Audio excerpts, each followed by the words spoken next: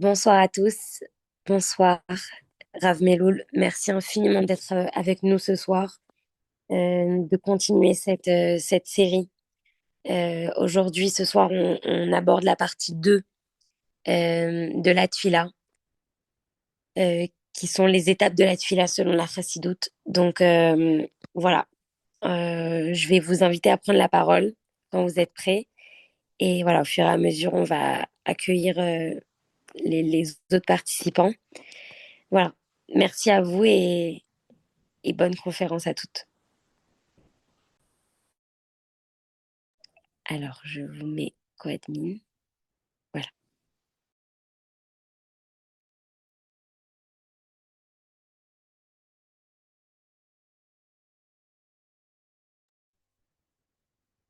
Vous m'entendez là? Oui, on vous entend, c'est parfait. D'accord.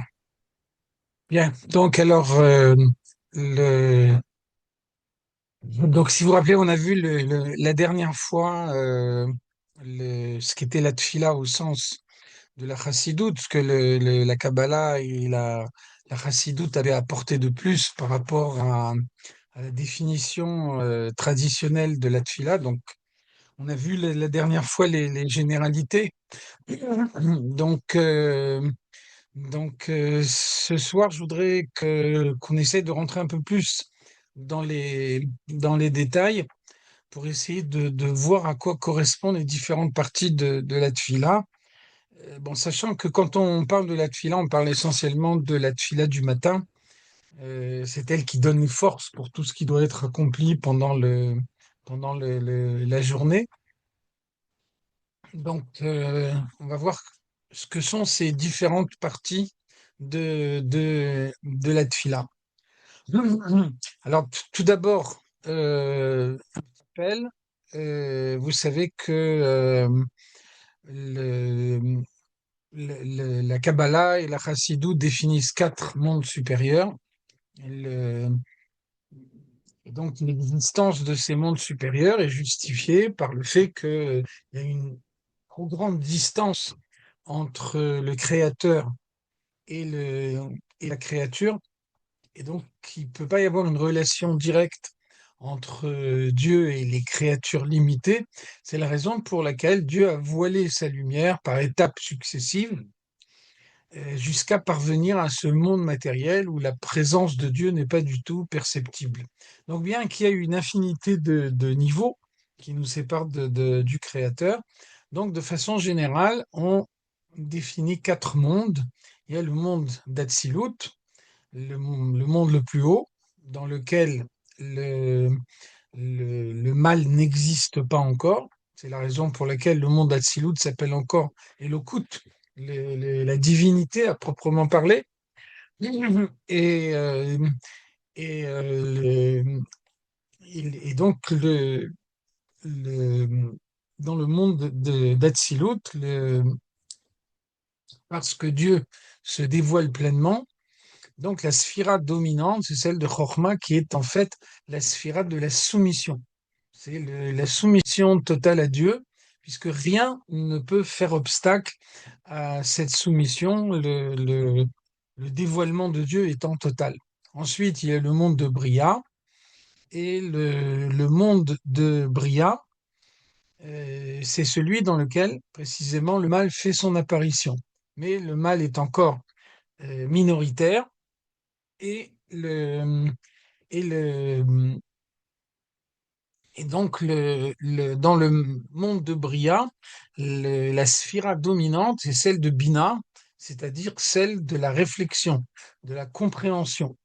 Donc là, la soumission n'est plus totale, comme elle l'est en Hatzilut. Là, au contraire, on met en avant les moyens de sa propre réflexion, les moyens de sa compréhension, pour pouvoir aboutir à un raisonnement construit. Ensuite, le monde suivant, c'est le monde de Yetzira, et dans le monde de Yetzira, les sphirotes dominantes sont les sphirotes du sentiment. Donc les anges qui habitent dans le monde de Yetzira basent leur service de Dieu sur l'émotion. L'émotion est intense, Et, euh, et, euh, et donc, dans le monde de Yetzira, le bien et le mal sont à part égale. Et enfin, le quatrième monde, c'est le monde d'Asiya. Dans ce monde d'Asiya, le mal est majoritaire. Dans le monde matériel, il est non seulement majoritaire, mais quasiment le robot Kekulora, c'est la quasi-totalité du monde qui est rattaché au mal dans ce monde matériel. Et donc, là encore, le- la sphira dominante du monde d'Asiya, c'est Malchut. Malchut, c'est l'action concrète. Et c'est l'action concrète basée sur la soumission, c'est-à-dire que quand on ne comprend pas profondément, quand on ne ressent pas profondément, tout ce qu'on peut faire, c'est se soumettre. Et donc, le, le, tout au long de la journée, un homme est appelé à faire des actions matérielles qui lui permettent d'apporter l'élévation aux objets matériels de ce monde. Donc, il y a un verset dans le Teilim qui nous dit que le matin, Yetse Adam le Paolo ou l'avodato ade arev. Un homme va accomplir tout ce qu'il a à faire, va faire son travail jusqu'au soir. Ça veut dire qu'on distingue clairement la journée, qui est un moment d'action, qui est un moment où un homme est en prise directe avec le monde matériel pour pouvoir lui apporter l'élévation, et la nuit, où l'action est réduite. On n'agit pas la nuit aussi fortement qu'on agit pendant la journée. C'est pour ça, par exemple, que le, la Gemara nous dit Lo ivra leilia et la les girsa. La nuit a été créée uniquement pour l'étude. Quand un homme n'agit pas, quand un homme ne mène pas une action dans le monde, alors à ce moment-là, ce qu'on attend de lui avant tout, c'est d'étudier la Torah. Alors donc, pendant que l'homme étudie la Torah, pendant la nuit, qu'est-ce qui se passe? Eh bien, il y a la sphira de Malchut du monde d'Atsilut, donc la sphira la plus basse du monde le plus haut, qui commence à descendre à travers l'enchaînement des mondes.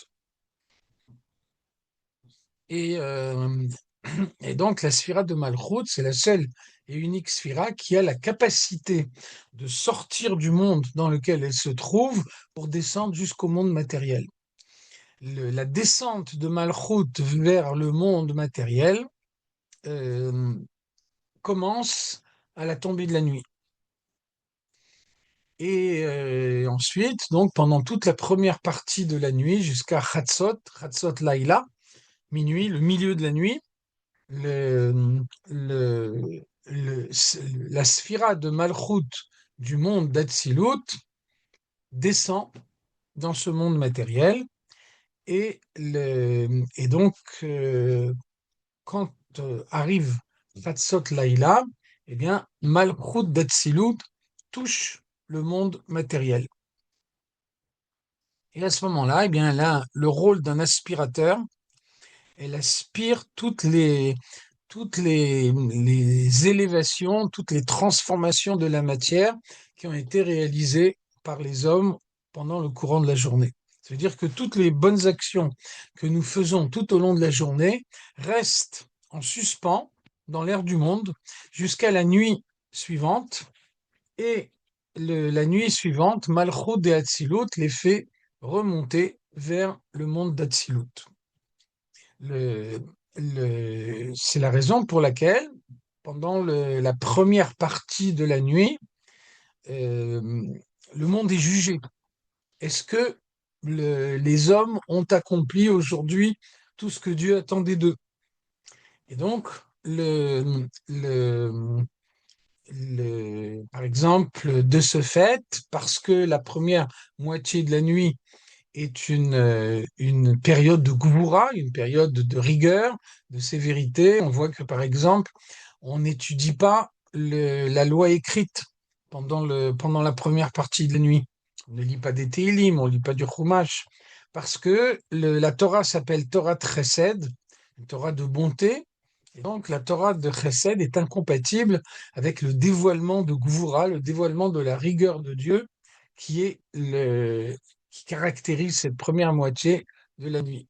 Donc, à Chatzot, le, toutes les parcelles de divinité auxquelles les hommes ont apporté l'élévation pendant la journée reçoivent l'élévation. Et donc, à partir de Chatzot, dans la seconde moitié de la nuit, eh bien, la sphira de Malchut remonte. Et ensuite, au lever du jour, elle retrouve sa place dans le monde d'Atsilut. Et donc, pendant la seconde moitié de la nuit, là, au contraire, c'est un moment de chesed parce que Dieu a pu vérifier que les hommes ont effectivement accompli ce qu'on attendait d'eux pendant la journée. Et donc, à ce moment-là, le lendemain matin, les hommes peuvent euh, recevoir une force qui va leur permettre d'accomplir tout au long de la journée ce que Dieu attend d'eux. Entre parenthèses, donc c'est un autre sujet, peut-être qu'on en parlera une autre fois. Le, le- les birurim, l'élévation de la matière qui a été réalisée par les hommes pendant la semaine, reste dans Malchut de Hatzilut jusqu'au vendredi soir. Le vendredi soir, le, à la différence de ce qui se passe pendant tout le reste de la semaine, le vendredi soir, Malchut de Hatzilut ne descend pas dans les mondes. Elle reste à sa place. C'est comme ça qu'on explique dans la Chassidoute que Borer Assur Beshabbat.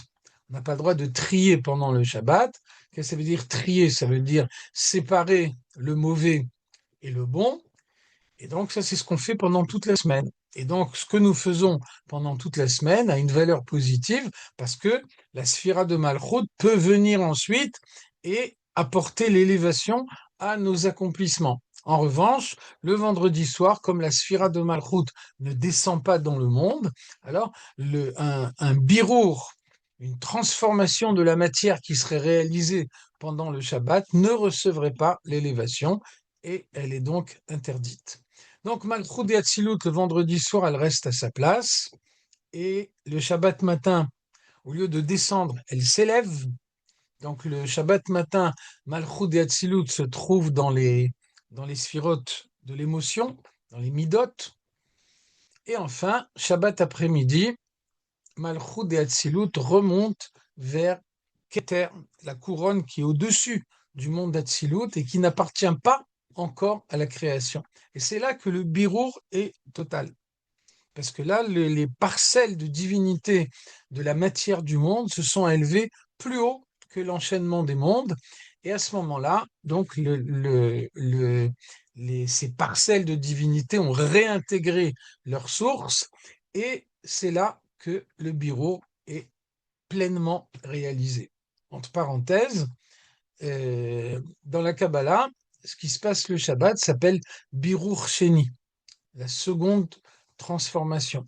Il y a une première transformation qui est réalisée pendant la semaine, et après il y a une seconde transformation qui est réalisée pendant le Shabbat, et donc à l'issue de cette seconde transformation, eh bien la matière a totalement connu l'élévation et elle a réintégré sa source. Donc ceci explique en particulier pourquoi un animal cachère doit ruminer. Qu'est-ce que ça veut dire ruminer? Ruminer, ça veut dire finalement manger deux fois la même nourriture.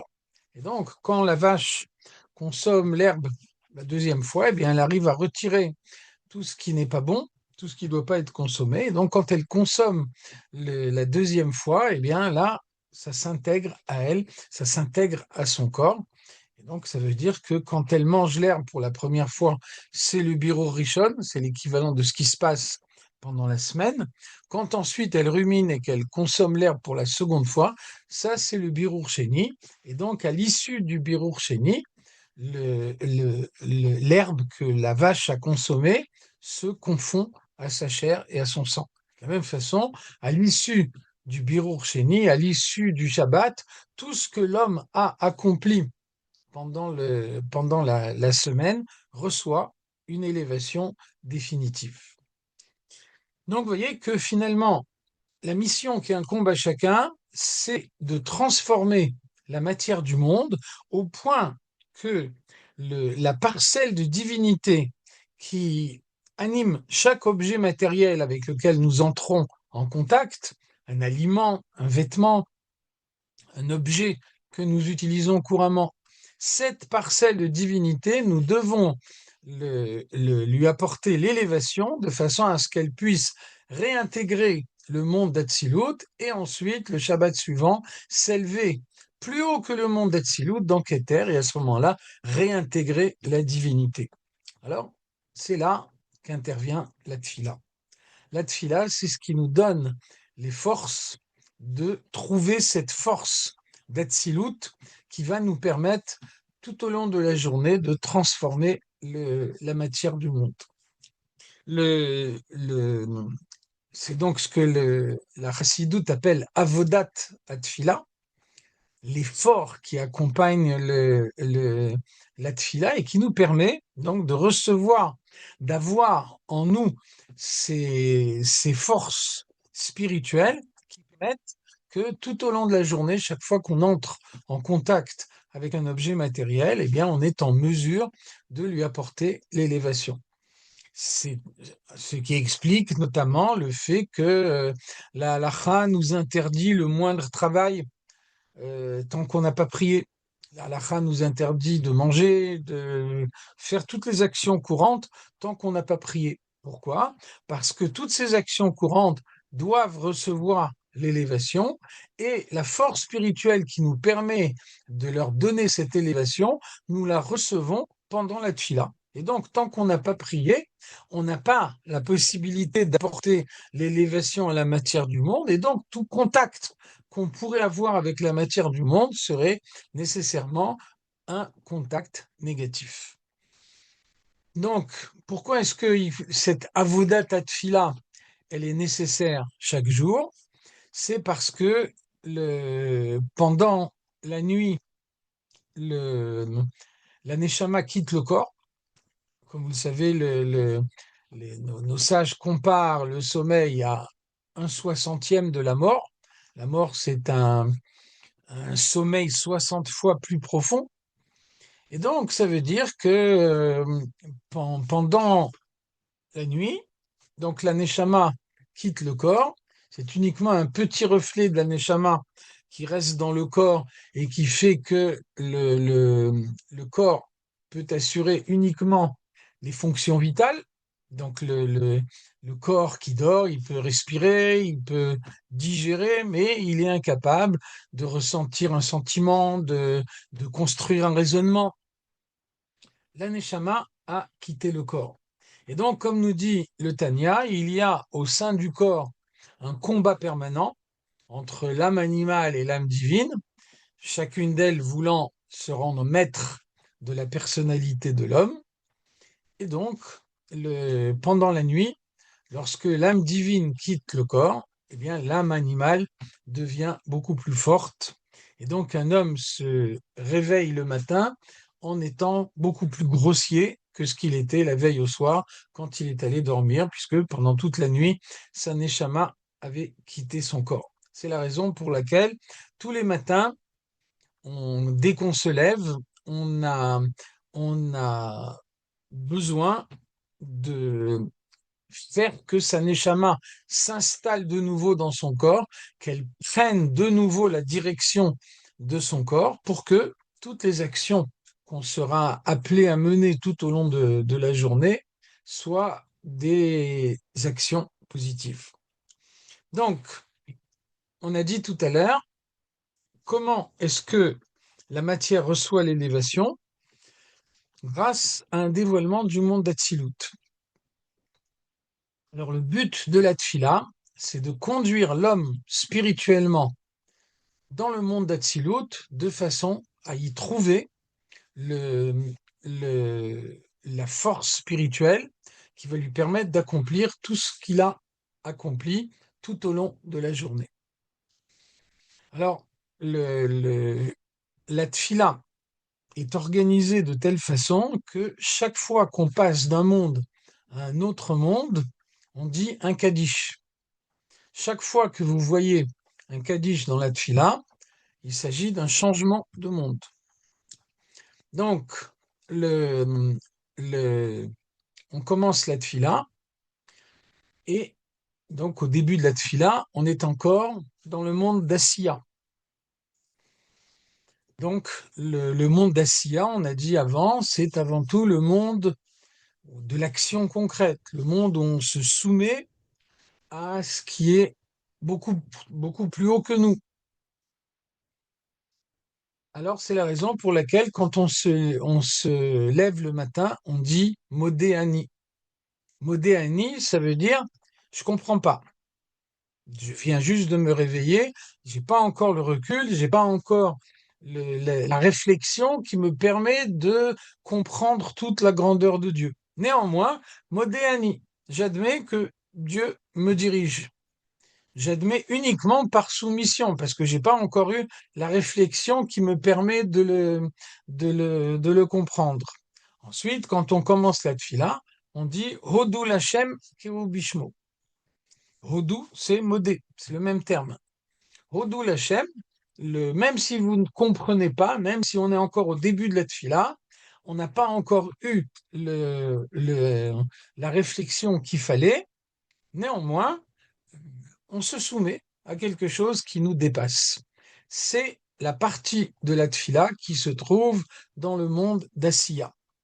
Ensuite, on dit un kaddish, et le kaddish permet de passer dans les psuké des Imra. Psuké des Imra, c'est toute la partie de la tfila qui va de Baruch She'amar jusqu'à Ishtabach, jusqu'à avant les bénédictions du Shema Israël. Donc on a dit un Kaddish, ça veut dire que on s'est élevé du monde d'Asiya vers le monde de Yetzira. Le monde de Yetzira, on l'a dit tout à l'heure, c'est le monde des Midot. C'est le monde de l'émotion. C'est le monde de l'émerveillement. Donc ça, c'est la mise en condition dont on a besoin pour pouvoir aller plus loin dans la tfila. Les psuké des Imra, c'est des versets qui vont nous faire nous extasier devant la grandeur des réalisations de Dieu dans le monde. Et donc, c'est ce qui réveille notre émotion. Et c'est précisément cette émotion qui nous permet d'aller plus loin dans la prière. Donc, le Magadlou Maasecha, Marabou Maasecha, vous voyez que toute cette partie-là de la Tfila est une partie descriptive.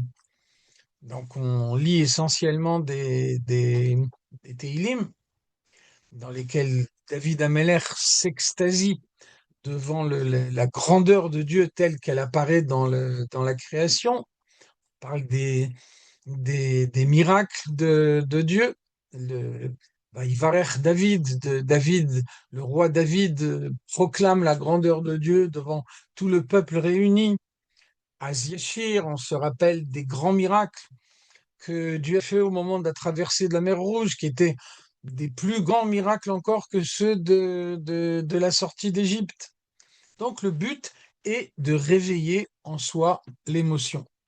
Le, de même également, le psuké des Imra, textuellement des versets de chant, des versets de cantique. Alors on voit que Zimra, ça veut dire aussi couper. Les amers haritzim, couper des ronces. Psuké des Imra, les versets qui coupent. Qu'est-ce que ça veut dire? Ça veut dire que toutes les paroles inutiles qui sont prononcées créent des ronces autour de la neshama. C'est la raison pour laquelle la Gemara nous dit zikne ameh haaretz kol zman shemaskinim da'atam mitarefet alehem. Les ignorants, quand ils arrivent à un certain âge, ils deviennent gâteux. Ça veut dire qu'ils ne sont pas habitués à penser à des paroles de la Torah, et donc ils pensent que à des choses inutiles, des choses qui n'ont aucun sens. Et donc de cette façon-là, ils accumulent les ronces autour de leur neshama jusqu'au moment où ils deviennent gâteux, où ils n'ont plus la possibilité de laisser la neshama s'exprimer le, naturellement dans leur personnalité. Inversement, le Zikne Talmidei Chachamim, Kol Zman Shemaskinim, Da'atan Mityashevet Alehem.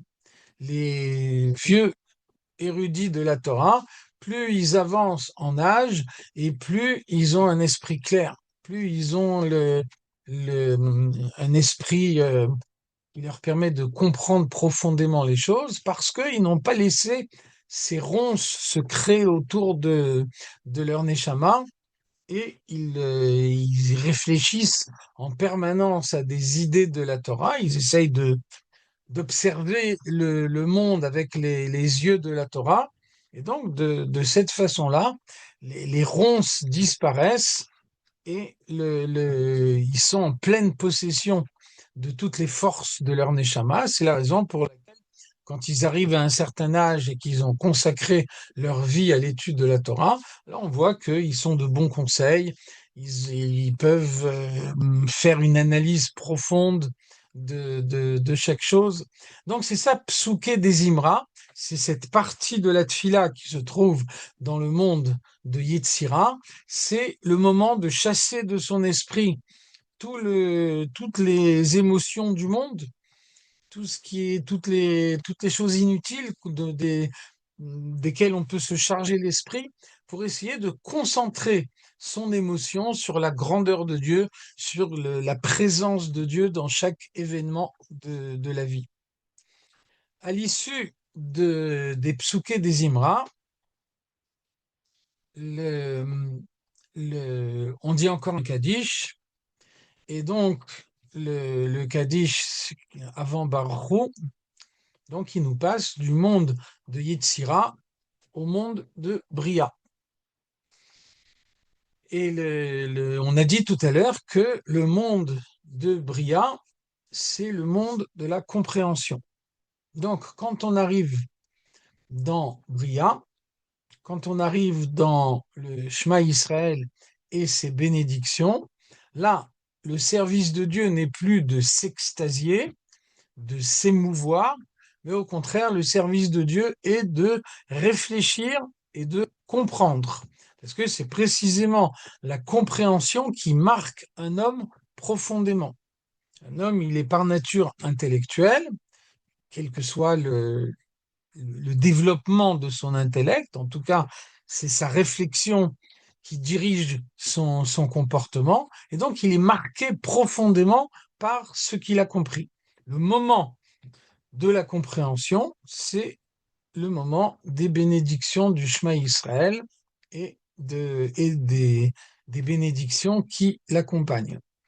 Ceci explique notamment pourquoi dans les bénédictions du Shema Israël, on nous décrit le service de Dieu des anges.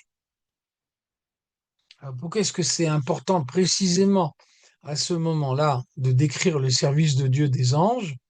C'est que la Kabbalah nous explique que l'âme animale d'un homme est constituée par les excréments spirituels d'un ange. Donc l'ange est la source de l'âme animale. Et donc un des moyens de convaincre l'âme animale de servir Dieu, c'est de lui dire que les anges qui sont à l'origine de son existence servent Dieu. Et donc l'âme animale doit elle-même imiter les comportements de ceux qui sont à l'origine de son existence. Donc, le moment du Shema Israël, c'est le moment de la compréhension, et c'est donc le moment le plus important de la Tfila. C'est à ce moment-là qu'un homme peut comprendre la grandeur de Dieu et en être marqué suffisamment pour transformer tout ce qui va se passer pendant sa journée. C'est la raison pour laquelle le thème essentiel de la réflexion, c'est Shema Israël, Hashem Elokeinu, Hashem Echad. Donc Hashem Echad, ça ne veut pas dire uniquement Dieu est un, il n'y en a pas un deuxième. Si ça voulait dire ça uniquement, alors on n'aurait pas besoin d'une réflexion approfondie pour comprendre qu'il y a un seul Dieu et il n'y en a pas deux. Hashem Echad, ça veut dire rien d'autre que Dieu n'existe. Tout ce qui existe dans le monde n'existe que par la parole de Dieu. Et donc, si une créature perdait la parole de Dieu qu'elle a en elle, elle retournerait immédiatement au néant. Et vous voyez que cette idée-là n'est pas évidente. Moi, j'ai l'impression d'avoir une existence indépendante. J'ai l'impression de réfléchir par moi-même, d'avoir des émotions par moi-même. Je mange quand j'ai décidé de manger. Quand je marche dans la rue, je vois un arbre, j'ai l'impression qu'il existe réellement. Je vois une voiture j'ai l'impression que cette voiture qui se déplace, elle a une existence effective. Et là, on vient me dire non, tout ça n'existe pas. La seule chose qui existe, c'est Dieu.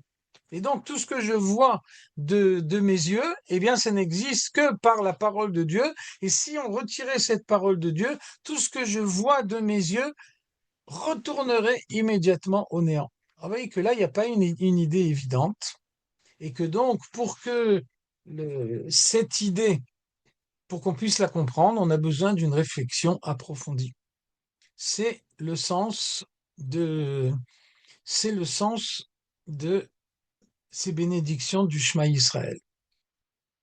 Et donc, c'est le moment le plus important de la tfila qui va avoir un impact sur tout le reste de la journée. Ensuite, après le Shema Israël et ses bénédictions, on passe au Shmoné Esrei, à la Hamida, et là, il n'y a pas de Kaddish, bien qu'on change de monde. Pourquoi il n'y a pas de Kaddish? C'est parce que la soumission est totale. Et donc, quelqu'un qui est totalement soumis n'est même pas capable de dire un Kaddish. Et donc, on commence à la place du Kaddish, on dit Hachem Sfatai Tiftach, Dieu ouvre mes lèvres, ou Fi Yagid Teilatecha, et à ce moment-là, je pourrais faire le Shmoneh Esrei. C'est-à-dire que par moi-même, grâce à la réflexion que j'ai eue pendant le Shema Israël, j'ai atteint un tel degré de soumission que je suis incapable de parler par moi-même. Et donc, je ne peux parler que si toi, Dieu, tu ouvres mes lèvres. Et donc, pendant le Shmoneh Esrei, qui est donc dans le monde d'Atsilut, le monde de la soumission la plus totale, eh bien, on n'a pas le droit de bouger, on n'a pas le droit de s'interrompre, on n'a pas le droit de faire un geste. La soumission est totale, exactement comme elle est dans le monde d'Atsilut.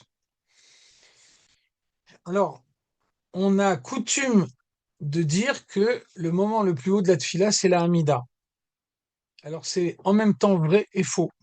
C'est vrai que le moment le plus haut de la prière, c'est la Hamida, puisque c'est uniquement la Hamida qui correspond au monde d'Atsilut. Et le monde d'Atsilut, comme on l'a dit tout à l'heure, c'est le monde le plus haut. Néanmoins, tout ce qu'un homme peut recevoir, je dis un homme, c'est la même chose pour une femme, évidemment, tout ce qu'un homme peut recevoir pendant la Hamida dépend de la réflexion qu'il a eue pendant le Shema Israël. Si la réflexion du Shema Israël n'a pas été conforme à ce qu'elle devait être, il n'y a plus aucun moyen de rattraper les choses pendant la Hamida. Donc la Hamida est effectivement le moment le plus haut, mais là où l'homme a le plus de latitude, là où la marge de manœuvre de l'homme est la plus grande, là où il peut encore changer complètement cette fila, changer complètement toute sa journée, c'est le schéma Israël et ses bénédictions.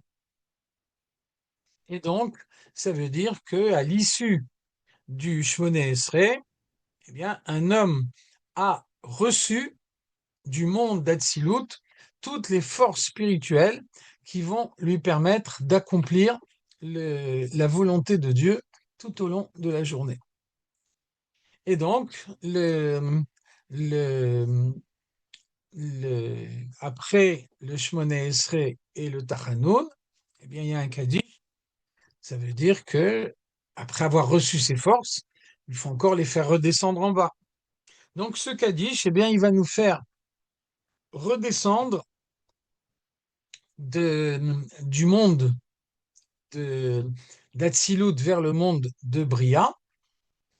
Et donc, à ce moment-là, après ce Shmoné Esrei, eh bien, on va dire dans Uva Letzion, on va répéter encore une fois la Voda des anges, les Karazé, Elzé et Amar, comme on l'a fait dans les bénédictions du Shema, parce qu'on est de nouveau dans le monde de Bria.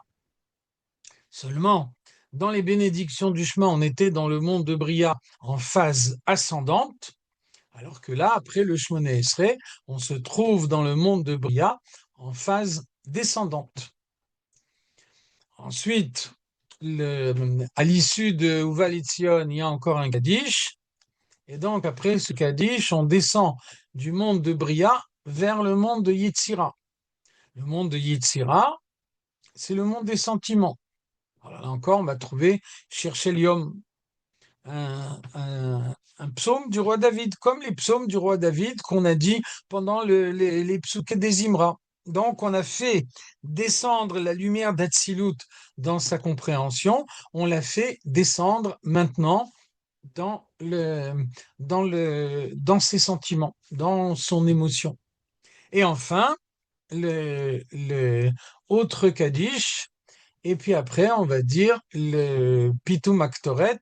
Et à ce moment-là, on va répéter les mots de l'Aktoret qu'on a dit au début de la Tfila quand on était dans le monde d'Assia. Qu'est-ce que ça veut dire? Ça veut dire que de nouveau, on est parvenu dans le monde d'Assia. Et donc, non seulement on s'est élevé vers le monde d'Atsilut, mais on s'est élevé de telle façon qu'après, étape par étape, on a fait redescendre la lumière dans ce monde matériel, et de cette façon, on dispose de toutes les forces spirituelles nécessaires pour pouvoir accomplir tout ce qu'on doit faire tout au long de la journée. Donc voilà les différentes étapes de la tfila. Quelqu'un qui a prié de cette façon-là, eh bien, à l'issue de la prière, il peut disposer de toutes les forces qui sont nécessaires pour pouvoir accomplir ce que Dieu attend de lui pendant la journée. Alors on voit que les Chachamim nous disent mi beta knesset le beta midrash. Quand un homme a fini de prier, il doit étudier la Torah. Qu'est-ce que ça veut dire? Ça veut dire que pourquoi c'est nécessaire d'étudier la Torah après la prière? C'est parce que tout ce qui se passe dans le monde est un effet de la divine providence. Et donc, ça veut dire qu'après avoir prié de cette façon-là, et puis après avoir intégré en soi les forces spirituelles dont on a besoin pour la journée, eh bien, on va aller chercher dans la Torah une orientation sur ce que Dieu attend de moi pendant cette journée. C'est comme ça que, par exemple, le rabbi explique, on voit que la Gemara nous dit le Chash Berosho, il y a un Sok Batora, Chash Beraglo, il y a un Sok Batora. Donc la Gemara nous dit, quelqu'un a un mal à la tête, il doit étudier la Torah, quelqu'un a un mal aux pieds, il doit étudier la Torah. Donc au sens simple le, de la Gemara, c'est que voilà, quelqu'un a la migraine, pour ne pas penser à sa migraine, il va se concentrer sur l'étude de la Torah et ça va lui faire oublier sa migraine. Donc le rabbi nous dit une explication plus profonde. Un juif a mal à la tête, un juif souffre, c'est une situation anormale. Dieu n'a pas créé un juif pour qu'il souffre. Alors pourquoi est-ce que Dieu fait souffrir un juif? C'est parce que Dieu a un message à lui faire passer et il n'a pas un autre moyen de lui faire comprendre qu'il a un message à lui faire passer que de le faire souffrir. Et donc, il faut décrypter ce message, et pour ça, il y a un Sog Torah, il faut aller étudier la Torah. Et donc, à ce moment-là, Dieu va guider sa main, et il va tomber sur le livre dans lequel il va trouver le message que Dieu veut lui faire passer. Et donc, un homme finit la prière, et après, il va étudier la Torah, et de cette façon-là, il sait exactement ce que Dieu attend de lui pendant cette journée. Et donc, les Chachamim nous disent, mi beta knesset, les beta midrash, quand on finit d'étudier, de prier, on va étudier. Et puis ensuite, une fois qu'on a étudié, anhag bahem minhag derech eretz, conduis-toi selon les comportements du monde. C'est à ce moment-là qu'on va travailler, qu'on va accomplir tout ce qu'on a besoin d'accomplir tout au long de la journée avec les forces de la prière, avec les forces de la Torah qu'on a étudiées. Et donc, à ce moment-là, on a mis toutes les chances de son côté pour qu'on puisse accomplir pleinement la mission que Dieu confie ce jour-là.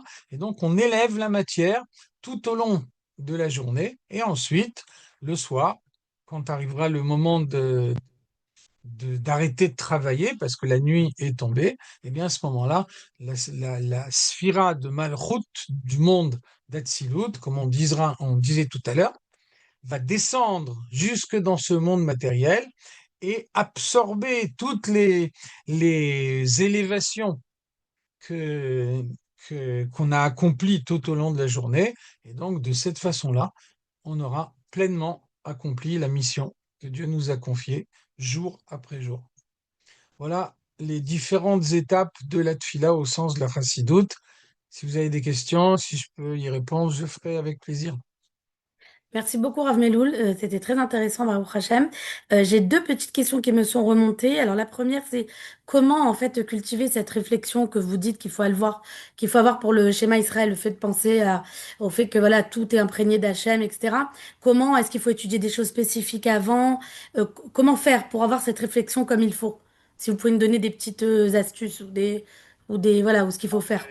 Pas si on peut parler d'astuces dans ce cas-là. Enfin, ce qui est Euh, préconisé, quoi, bon, voilà. c'est le but justement de l'étude de la chassidoute avant la tfila. Donc je disais tout à l'heure que normalement on étudie le, on étudie la Torah après la tfila. Vous voyez que souvent on étudie la chassidoute avant la tfila. Pourquoi?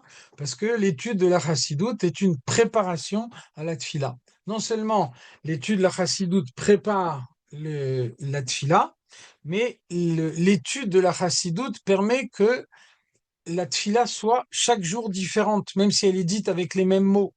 Ça veut dire que le, on étudie un passage de la chassidoute et on voit que le rabbi insiste sur une certaine idée. Alors on essaye ensuite, pendant la tfila, de baser sa réflexion sur cette idée-là.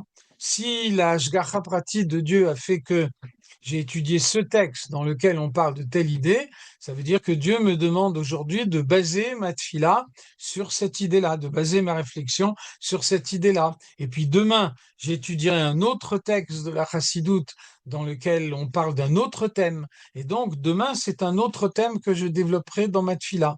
Et donc de cette façon-là, on est guidé dans la tfila et on peut, encore une fois, en disant les mêmes mots chaque jour, faire en sorte que la prière soit chaque jour différente. D'accord, ok, ben merci beaucoup. Et la deuxième question, c'est il y a des moments dans la tuila où on se lève et d'autres où on se lève pas. Est-ce que la personne me demande de préciser, est-ce que vous pouvez donner les passages où c'est obligatoire de se lever? Et est-ce qu'ils sont liés à ces changements d'étape de cette ascension spirituelle qu'il y a pendant la tuila? Les moments où on se lève ou pas? Alors les moments où on se lève, à ma connaissance, ils sont pas directement liés avec le passage d'un monde à un autre, puisque on voit bien que dans la tfila, on voit bien que ça correspond pas. Donc, quand est-ce qu'on se lève? Le matin, quand on dit les bénédictions du matin, on les dit debout. Ensuite, quand on commence la tfila, on dit Hachem Melech, Hachem Malach, Hachem Imloch Leolam Vaed, on le répète deux fois, et ça, on le dit debout. Et ensuite, on se met debout à partir de Vaïvarech David jusqu'à Ishtabar, jusqu'à la fin de la bénédiction de Ishtabar. Le Shema Israël et ses bénédictions, on a l'habitude de les dire assis. Le Shemona Esrei, évidemment, on le dit debout. Et dans le Tachanoun qui suit le Shemona Esrei, le Vidouille, Hachamnu Bagadnu est dit debout. Et la fin du Tachanoun, Vanachnu lo nedam anaaseh, est dit debout également. Le grand Tachanoun du lundi et du jeudi sont dits également debout. Après le Tachanoun, on peut rester assis jusqu'à la fin de la Tfila, quand on dit Allez nous les Shabéach, Donc, allez nous les Shabéach, on le dit également debout. D'accord, Voilà. bah écoutez, pour les questions, c'est tout. Il n'y en a pas plus. En tout cas, merci beaucoup. Merci beaucoup pour cette intervention. Et merci voilà, à tous d'avoir participé à ce cours. Et si Dieu veut, voilà, on préviendra pour les prochains cours Bezrat Hachem. Merci beaucoup, Shavuot Tov, et très belle semaine à tous. Merci, Rav Meloul. Bonsoir, merci.